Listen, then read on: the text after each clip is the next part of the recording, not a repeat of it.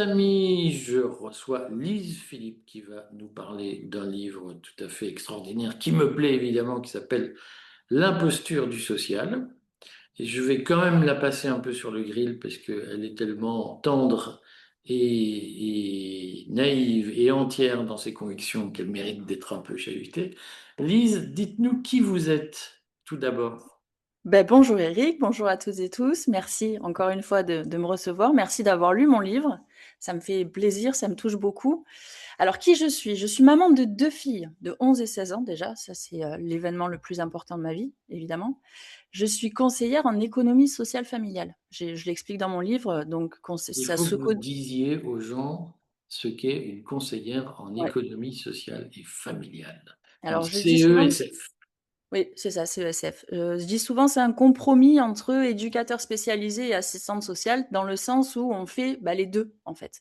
À la fois de l'accompagnement individuel et aussi de l'accompagnement de groupe. Donc, de l'animation aussi, dans les centres sociaux. Enfin, on a multicasquette. On est en capacité de faire voilà, de l'administratif pour les personnes, autant que d'accompagner un groupe sur une sortie culturelle, par exemple. Donc ça, diplômée depuis 2004 ou 2005, j'ai un petit, je me rappelle plus exactement la date, ça fait un petit moment. Donc 20 ans dans le social et Je je souhaite. vous interromps quand même parce que Oui, je pense que pour les gens, animation, on a l'impression que vous faites de la danse du ventre sur une scène pour non, occuper les gens.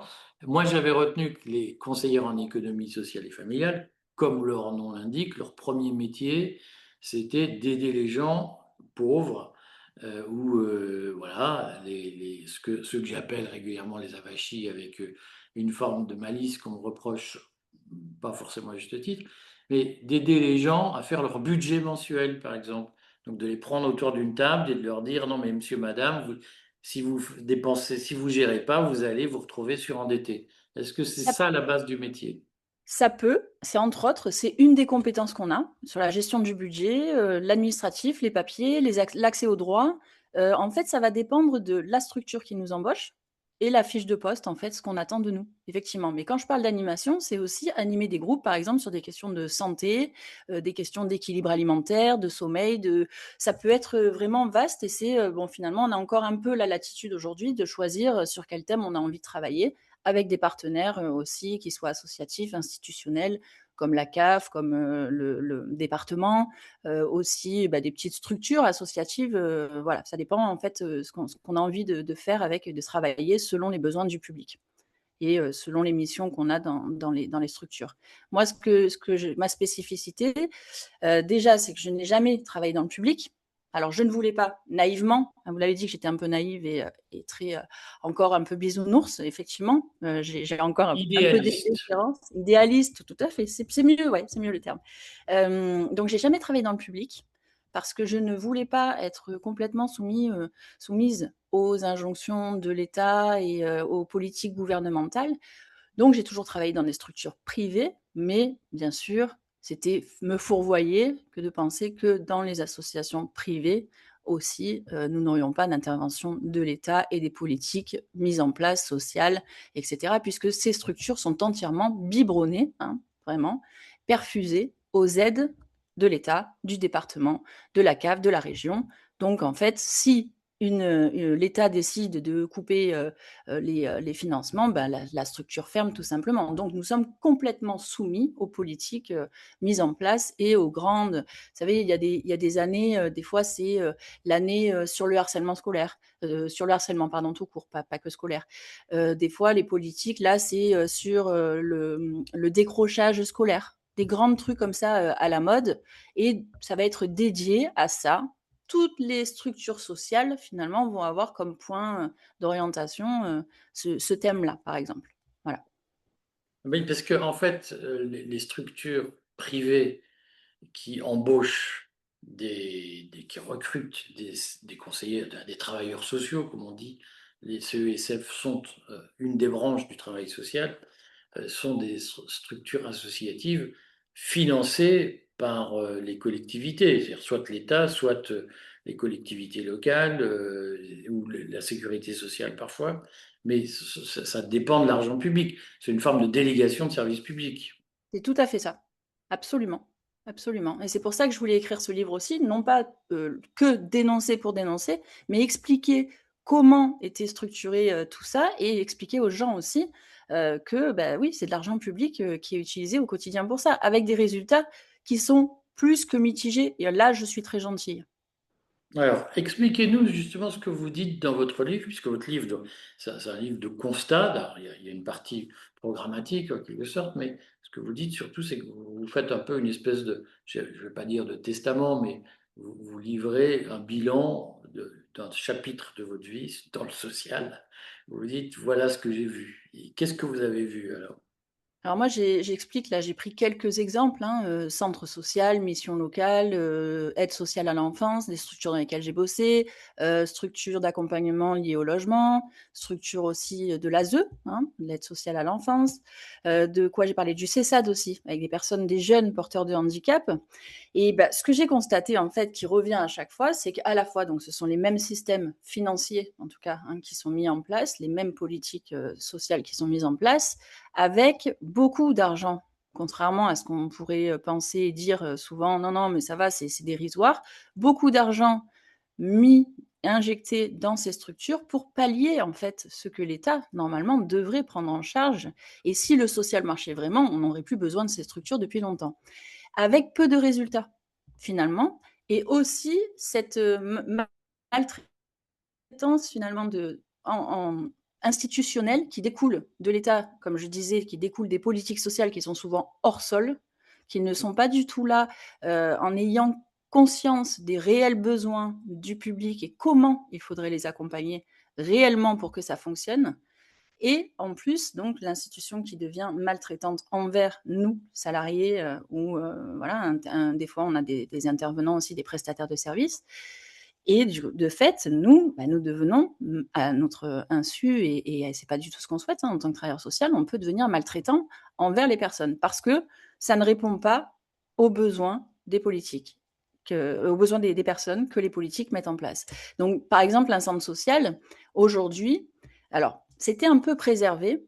Je parle de l'AT2A, donc l'acte, la tarification à l'acte dans le système de santé que j'ai connu, hein, parce que quand je travaille avec les personnes porteuses de handicap, on est aussi dans les mêmes choses. C'est-à-dire qu'on en arrive à considérer en fait l'être humain comme un chiffre, comme voilà, j'explique, hein, une visite à domicile vaut tant, un entretien téléphonique vaut tant, etc., etc. Donc en fait, on coche des cases pour pouvoir après faire des bilans qu'on doit rendre aux institutions, des fois à la sécurité sociale aussi, pour être financé, à la CAF aussi notamment. Et ça devient, voilà, les individus ne sont plus considérés comme des personnes, mais des numéros. Et petit à petit, on a basculé en 20 ans, même peut-être moins. Hein. Moi, ça fait un moment que je l'ai constaté, c'est même pas peut-être, c'est sûr, ça fait un moment que j'ai constaté les dérives. On n'est plus dans l'accompagnement humain, on est vraiment à, et c'est pour ça que c'est important aussi le terme d'animation, on est vraiment là pour animer, s'assurer que là, la politique de la ville, par exemple, nous demande est bien mise en place. On s'attend plus à ce qu'il y ait du nombre hein, et à faire voilà, beaucoup de publicité, de flyers, d'événements avec du monde pour bien faire, pour bien montrer.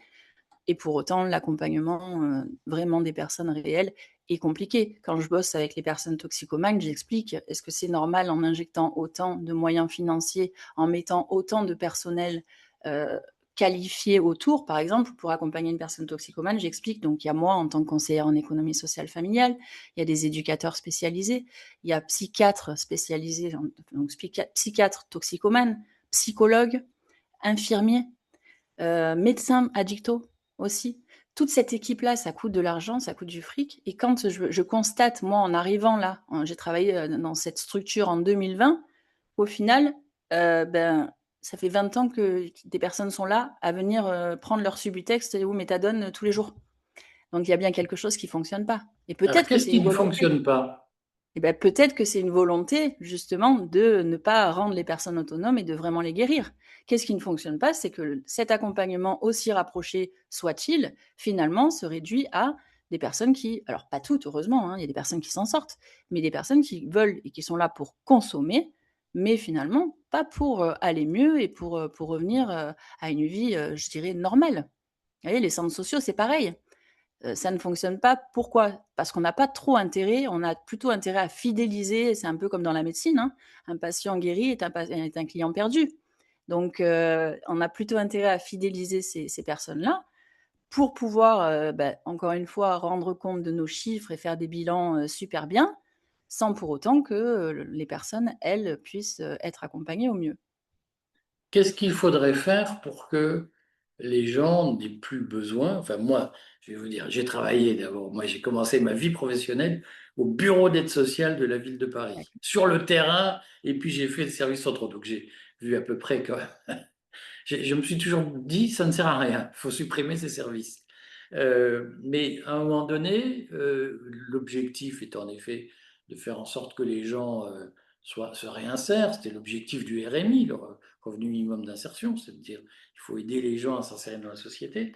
Qu'est-ce qu'il faudrait faire pour que les gens qui fréquentent les centres sociaux s'insèrent dans la société et plutôt que de s'avachir, c'est-à-dire de rester indéfiniment dépendant des aides de nos aides en réalité, parce que c'est nous qui les payons. Qu'est-ce qu'il faudrait faire?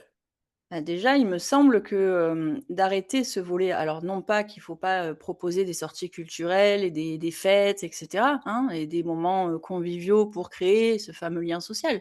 Non pas qu'il faille, tout abandonner, tout enlever, parce que c'est important aussi de créer ce tissu-là, notamment entre quand on a des personnes, issues de l'immigration, pour que voilà, on essaie d'insérer, de pouvoir vivre ensemble, en tout cas, de manière apaisée. Mais je pense qu'on a plutôt intérêt à faire justement du réel accompagnement des personnes, plutôt que de faire essayer de concentrer sur de l'animation de quartier. Voilà, de faire des fêtes et ce fameux lien social est plus important, ce fameux vivre ensemble, pour les politiques je parle, hein, et pour du coup l'institution, est plus important que réellement les personnes visent l'autonomie et acquièrent cette autonomie. Donc Euh, déjà ça, je pense que ouais. ce serait bien. Mais concrètement, quand vous avez, alors vous avez pris l'exemple d'un toxicomane qui est réellement sous addiction, en état de besoin permanent, comment on fait pour lui dire maintenant on arrête? Comment on fait? Ah bah, après c'est, de toute façon, ça c'est un choix de l'institution, hein, encore une fois, ça pourrait se faire. Plutôt que de dire, OK, ça fait, c'est en fait, c'est un laps de temps. Normalement, on estime, un sevrage, qui est quand même sur un temps long, effectivement, hein, pour certaines personnes notamment. Parce que quand on parle d'addiction, on parle aussi d'alcool, par exemple. Après, multiplié par des facteurs, hein, j'explique une personne qui boit de l'alcool et qui prend de la cocaïne en même temps, elle a l'impression d'être addict à la cocaïne alors qu'elle est aussi alcoolique. Donc il y a plusieurs, choses, et c'est de vraiment traiter le problème. D'où vient cette addiction déjà? Pourquoi une personne tombe dans l'addiction? De considérer un accompagnement peut-être, plus étayé, plus soutenu à un moment, quitte peut-être à créer, là pour le coup, une institution où on les accueille H24, hein, comme on parle d'hôpital psychiatrique par exemple, où c'est vraiment serré, et avec un délai limite où on arrête effectivement de dire tous les jours tu viens prendre tes doses. Vous voyez? C'est comme une personne voilà, qui a des soucis psychiatriques par exemple, elle est prise en charge complètement H24 et puis elle va se sevrer réellement. Parce que là, en fait, c'est des personnes qu'on reçoit, c'est très court en plus, hein, sur des laps de temps très courts. Ils vont faire, c'est quoi? Allez, ils vont peut-être voir le médecin addicto une fois toutes les 2 semaines. L'infirmier, ben, il va délivrer le Subutex et la méthadone. Moi, je vais les voir peut-être une fois par mois parce que j'ai je sais pas combien de personnes à suivre pour trouver un logement ou pour, puis même par exemple, trouver un logement, c'est juste des fois impossible. Une personne qui n'est pas en capacité même qui n'a pas de ressources, qui n'a pas de revenus. Vous voyez? Donc, pour moi, là, c'est inefficace. Donc, Alors, qu'est-ce quand qui serait efficace? moi, je pense que c'est ça, peut-être de créer, effectivement, comme on crée, les cliniques, psy, peut-être, là, en tout cas pour les toxicomanes, ça c'est sûr que ça fonctionnerait en prenant en charge les personnes, H24. Est-ce que, je vais quand même vous taquiner un peu, Lise, est-ce qu'il y a une différence fondamentale entre la population des hôpitaux psychiatriques et la population des toxicomanes? Ouais, ils sont pas tous malades. Je vais vous prendre l'exemple d'une personne que j'ai rencontrée qui m'a quand même assez marquée. C'était un homme d'une cinquantaine d'années qui était architecte, donc il avait un gros cabinet sur Marseille, vraiment, avec des associés, avec des personnes qui travaillaient pour lui et cetera, et il est tombé, en fait, dans l'alcool mondain. C'est-à-dire qu'il y avait souvent, des apéros après le travail, voilà, inauguration de tel ou tel truc. Et il est tombé en fait dans l'alcool. Petit à petit, cet alcool-là, il s'est transformé, l'alcool mondain, en alcool aussi le matin pour tenir, etc. Donc il a tout perdu. C'est-à-dire que sa femme est partie avec ses 3 enfants. Et il s'est retrouvé, ce monsieur-là, aujourd'hui, donc il dormait dans son local, qu'il a fini par perdre. Il dort dans sa voiture. Vous Mais voyez. Donc, c'est sur ce point, j'ai une question provocatrice. Je vois bien que vous la prenez pas, vous saisissez pas la perche. Donc je vais vous la mettre entre les mains. Pourquoi on aide ces gens-là? Après tout, s'il y a fait ses choix ou s'il fait le choix de ne pas se soigner, pourquoi devons-nous payer pour lui? Bon, vous prenez l'exemple pas pas d'un punk à chien, vous prenez l'exemple d'un grand architecte, enfin, d'un chef d'entreprise, profession libérale, qui a priori voilà, n'est pas dans le besoin et qui se laisse avachir par des addictions. Pourquoi on l'aide? bah, ça, c'est notre côté, disons, français, qu'on laisse personne mourir dans la rue. Mais il faut aussi s'avouer que ça rapporte pas mal de fric, hein. De C'est-à-dire, les aider. Bah, là, par exemple, je parle du groupe SOS Solidarité. C'est dans ce cadre-là que j'ai été, embauchée avec, les toxicomanes. SOS Solidarité, c'est, Borello, que je ne confonde pas à chaque fois avec Bolloré, c'est heu, Jean-Marc Borello, tout à fait, qui a créé une proche de entreprise. Macron. Alors, il y a Ouais, des gens qui. Donc, Jean-Marc Borello a été prof à Sciences Po. Et là, il a repéré un garçon qui s'appelait Emmanuel Macron. Et Borello a préparé Emmanuel Macron au grand oral de l'ENA. Et Macron lui en a été reconnaissant puisque Borello a bénéficié, lorsque Macron est arrivé comme secrétaire général adjoint de l'Élysée, a bénéficié, le groupe SOS de Borello a bénéficié de la vente, enfin il a repris le groupe Hospitalor dans des conditions qui n'ont jamais été complètement éclaircies. Et depuis l'arrivée de Macron au pouvoir, Borello étant l'un des dirigeants du Parti En Marche, le groupe SOS a triplé son chiffre d'affaires en 10 ans depuis l'arrivée d'Emmanuel Macron. ouais, ouais. Voilà, excusez-moi, c'est pour Non, remettre non, dans le mais bravo! contexte. Ouais, ouais, tout à fait. Et donc, que ce groupe SOS Solidarité, à la base, il a été créé par une maman, qui se disait: «Ben, mon fils est toxicomane, donc il faut aider, et je vais créer une structure donc, pour lui». C'était ça le point de départ. Et aujourd'hui, c'est une entreprise de l'économie sociale et solidaire qui est complètement tentaculaire. C'est-à-dire elle prend en charge les personnes de la naissance quasiment, jusqu'à la mort. C'est pas quasiment, c'est ça en fait, hein, en ayant à chaque fois des coups à jouer sur tout. Par exemple, une personne toxicomane, moi, quand j'accompagnais donc ces personnes toxicomanes, j'étais censée m'assurer soit qu'elles, si elles étaient déjà logées, qu'elles puissent continuer à payer leur logement, leur loyer, leur électricité, leur eau, etc., pour y rester, pour pas se retrouver à la rue. Soit si c'était des personnes SDF, d'essayer de leur trouver un logement. Donc vous imaginez bien que c'est juste impossible. Soit de voir que c'est bien en conformité, leur appartement mis à disposition par SOS Solidarité. Alors, mise à disposition, c'est pas tout à fait ça, c'est loué. Je m'explique. SOS Solidarité achète des logements, donc il est propriétaire de plein de logements sur Marseille. Il met les personnes toxicomanes dans ces logements. Il touche la CAF, donc l'aide au logement, la participation de l'usager et aussi la mesure ASEL, que moi je fais, c'est là que j'interviens, mesure ASEL, accompagnement socio-éducatif lié au logement. Donc ça, c'est financé par le département. Donc en fait, c'est tout bénef. C'est tout Alors, bénef. on précise, mais je sens qu'on va refaire une émission sur le groupe SOS, puisqu'en réalité, initialement, le groupe SOS, en effet, est, est né dans le traitement de l'addiction des drogués, hein, des toxicomanes. Alors, la personnalité de Borello fait que SOS s'est mis à la santé, donc il y a des cliniques, j'en ai parlé du groupe hospitalier, il y a la branche SOS Santé, puis il y a la branche SOS Solidarité qui fait du logement et qui notamment s'est spécialisé dans les migrants. Et on rappellera, mais le courrier des stratèges en a parlé, qu'il y a une proximité entre Madame Schiappa et M. Borrello, ils ont été très copains. Et Mme Schiappa, lorsqu'elle s'occupait de tout un tas de problèmes liés notamment aux migrants et à l'inclusion, a organisé la ventilation de tous les réfugiés sur la totalité du territoire parce que Borrello achetait, en gros, créait des centres d'accueil pour ces migrants financés par le public. Et donc, on voit bien le truc, il y a un propriétaire des locaux qui est le groupe SOS. Voilà, et puis il y a et le SOS met en location auprès de personnes subventionnées par l'État ces logements. On en reparlera parce que c'est un sujet très politique, très particulier. Ouais. On y reviendra.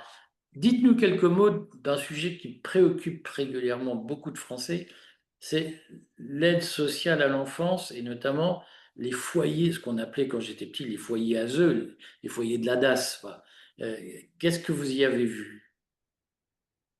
Alors, je raconte dans le livre, hein, ça a été pour moi le plus traumatisant, je dirais, en tant que travailleur social. Alors, j'ai voulu faire une petite incursion là-dedans, hein. J'avoue, là, j'y suis allée en me disant, je vais aller voir vraiment ce qui se passe à l'intérieur. Donc, moi, j'étais employée, il y a deux choses en fait. Il y a effectivement les enfants placés dans l'institution. Donc, moi, sur cette structure-là, j'avais des enfants, le foyer était sur place. Et il y a aussi le placement à domicile, qu'on appelle PAD. Placement à domicile, c'est-à-dire que soit parce qu'on n'a pas de place dans l'institution au départ, soit parce que on estime que la famille est bancale, mais pas tant que ça. Et la plupart du cas, le placement à domicile ne se fait pas forcément chez les parents, mais chez un tiers, chez soit des grands-parents, soit oncles, tantes qui reprennent l'enfant, soit, et aussi, il y a les placements d'enfants dans des familles d'accueil. Donc il y a trois choses. Sachant qu'un enfant, évidemment, donc ça va rapporter de l'argent, hein, à la structure. C'est payé, ça aussi, c'est Ou financé. à la famille d'accueil? À la famille d'accueil, effectivement, et ça, c'est des coûts encore plus importants. Et quand ils sont placés en foyer, ça rapporte énormément d'argent. Et le placement à domicile également. Tout ça, c'est en fait facturé de l'argent public aussi, hein. Voilà.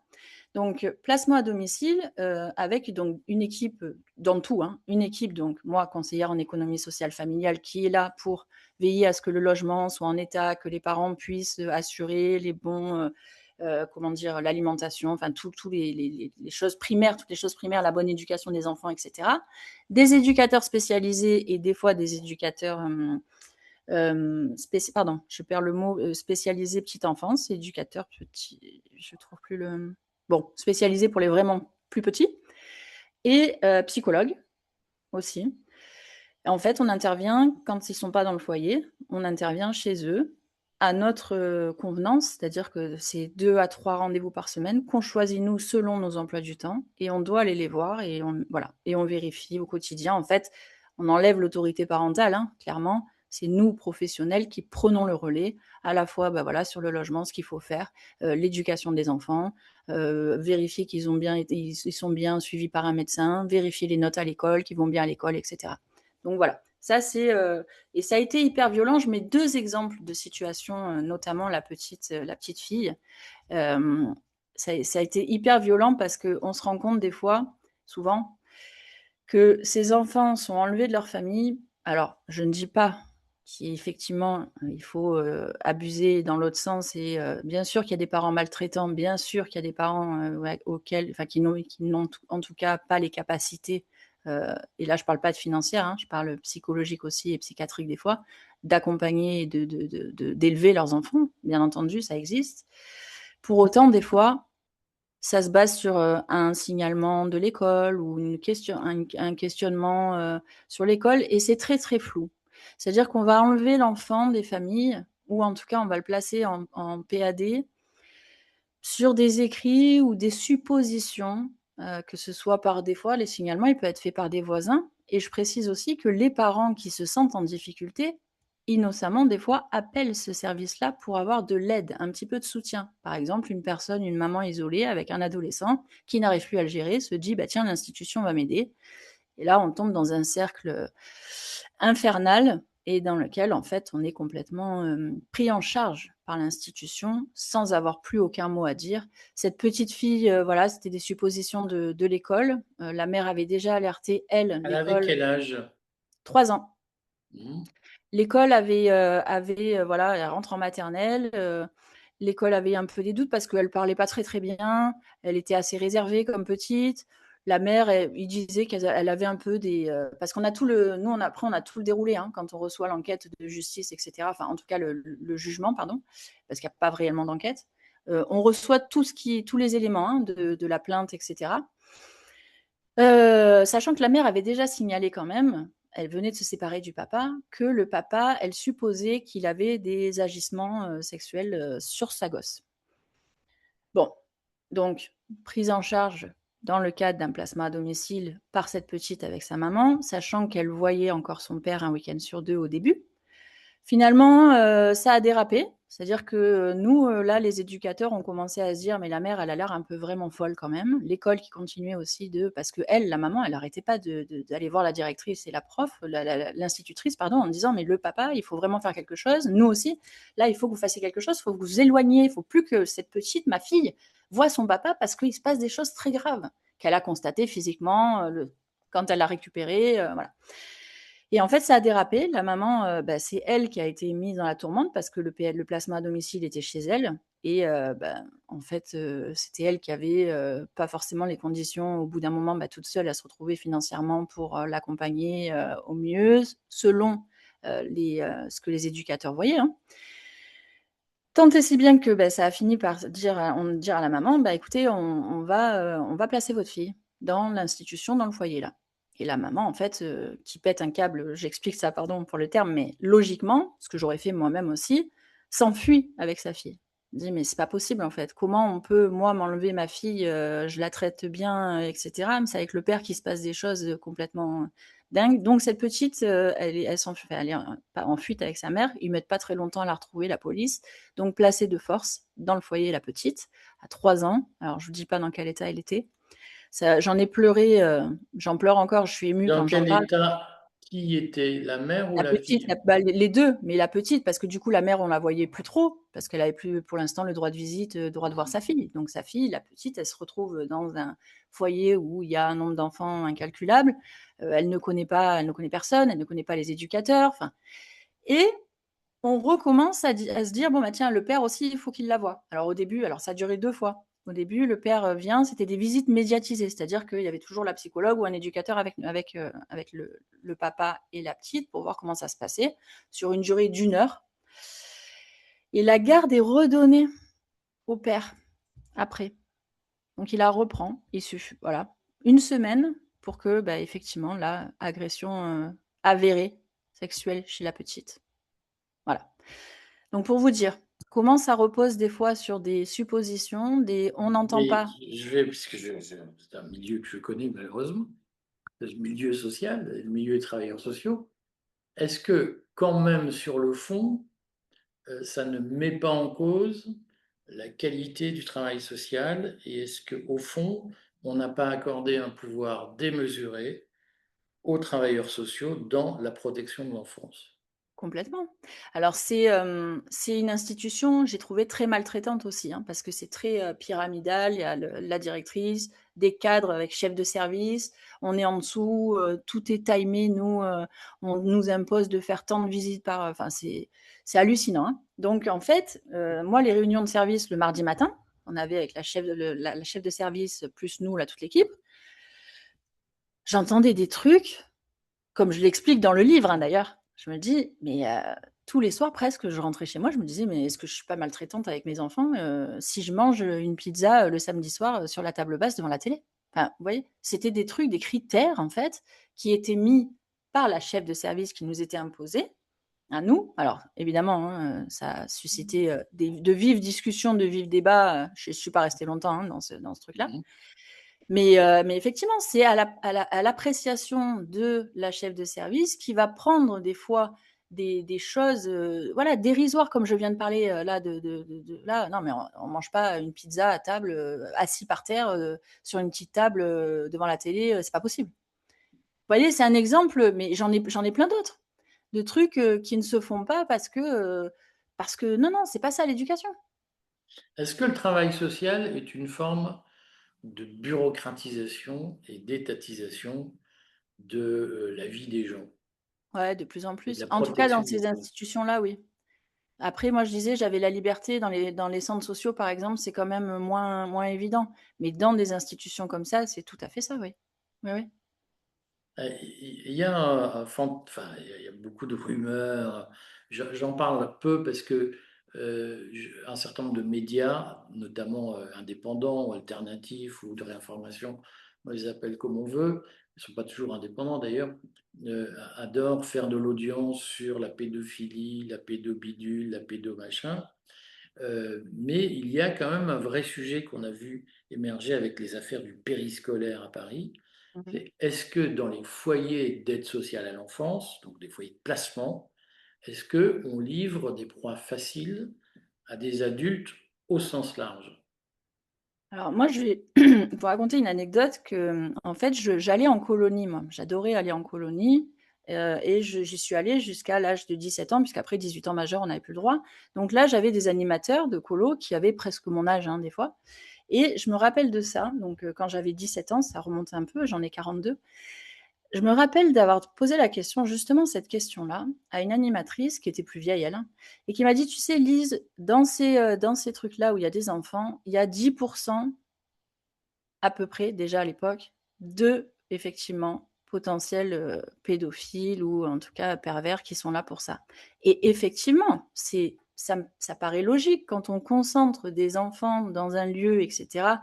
Bah, évidemment que les personnes qui sont, malades psychiatriquement et psychologiquement et qui aiment, faire des choses avec des enfants, bah, là, c'est le paradis, d'autant plus que je précise dans mon livre, quand j'ai quitté cette institution, tellement maltraitante, mais elle n'est pas la seule, que des éducateurs n'ont plus envie, donc des éducateurs formés. Alors, je ne dis pas qu'il n'y a pas de pédophiles pendant dans les éducateurs, hein, mais c'est quand même une formation spécifique. On accompagne là vraiment de la misère sociale et des personnes en grande difficulté, hein. Donc, c'est un métier. Ils n'arrivaient plus à recruter parce que les éducateurs n'ont plus envie de travailler dans ces conditions maltraitantes et maltraitantes pour les enfants aussi. Vraiment, ça, c'est douloureux. Donc, ils en sont à recruter des personnes qui n'ont qu'un simple BAFA, brevet d'aptitude aux fonctions d'animation, des moniteurs éducateurs à la limite s'ils veulent bien travailler, mais c'est-à-dire des jeunes, très jeunes, qui n'ont aucune expérience et qui n'ont aucune conscience non plus, parce que ça va être maltraitant pour eux aussi, hein, ils vont être en grande difficulté, qui n'ont... Donc oui, bien sûr que c'est une concentration de potentiels oui, pédophiles, bien sûr. Bon, on rappelle, mais je vais faire montrer, je montre la couverture à l'image, que vous avez écrit L'imposture du social chez The Book Edition, donc il faut Et l'acheter parce merci. que ça nous sort des grands livres à prétention théorique sur blablabla, sont des expériences que peu de gens connaissent, puisque moi je pense que nous vivons une crise de la réalité et que tout le monde passe son temps sur les réseaux sociaux à s'informer. En réalité, plus personne ne sait ce qui se passe dans la vraie vie, car l'information sur les réseaux sociaux fait l'objet d'une guerre. Et le courrier en parle régulièrement. J'ai une question provocatrice à vous poser, Lise, pour terminer cette interview. Est-ce que la meilleure façon d'aider les pauvres, ce ne serait pas de ne pas les aider?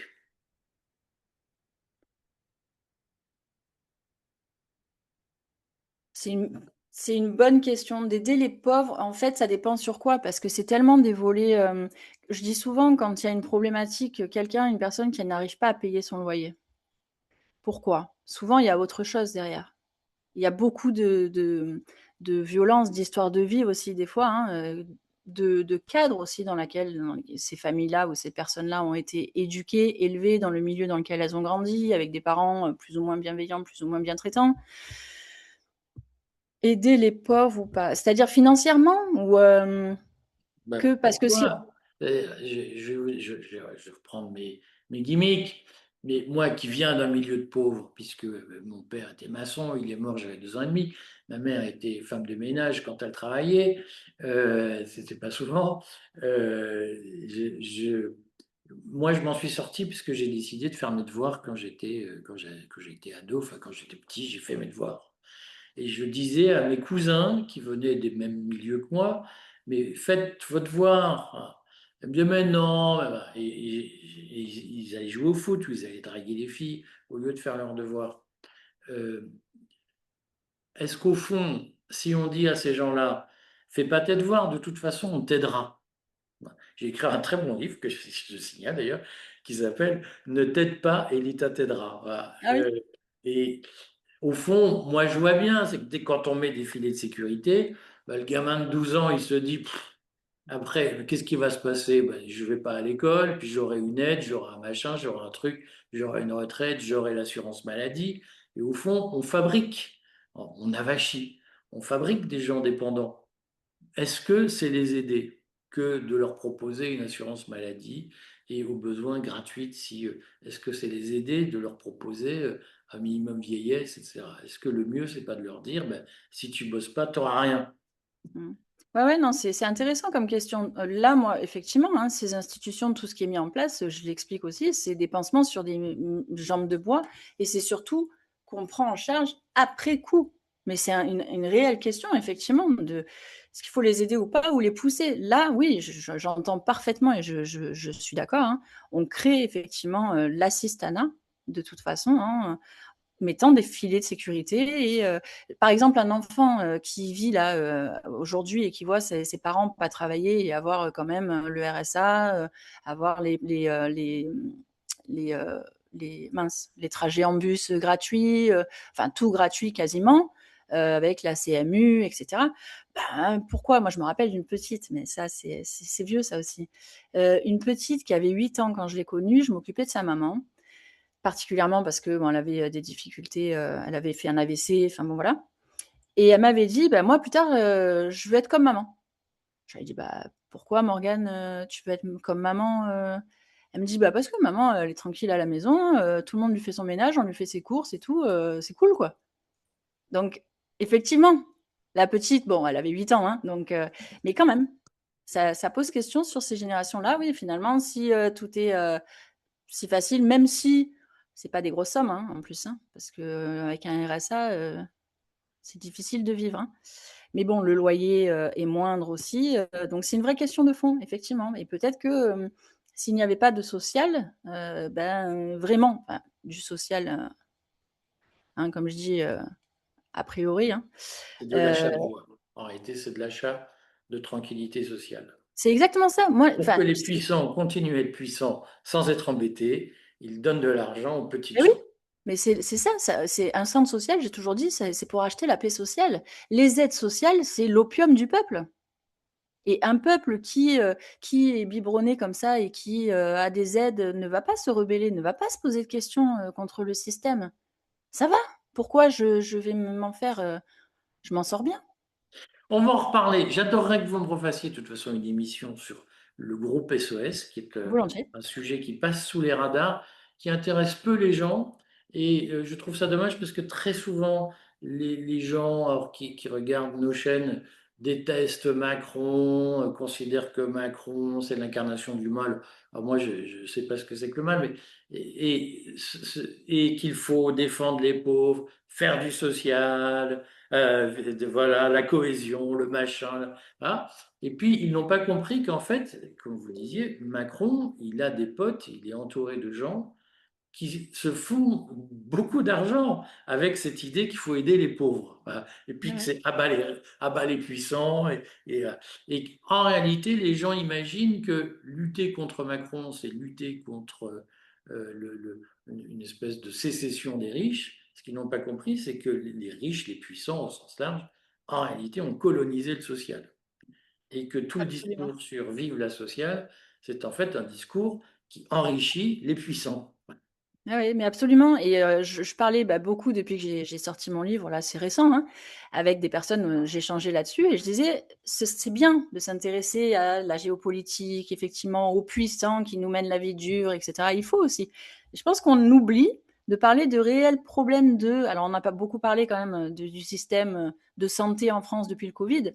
Évidemment, on s'est penché là-dessus, mais il y a la réalité là, sur d'autres sujets qui nous concernent en France et dont on doit, à mon avis, se saisir.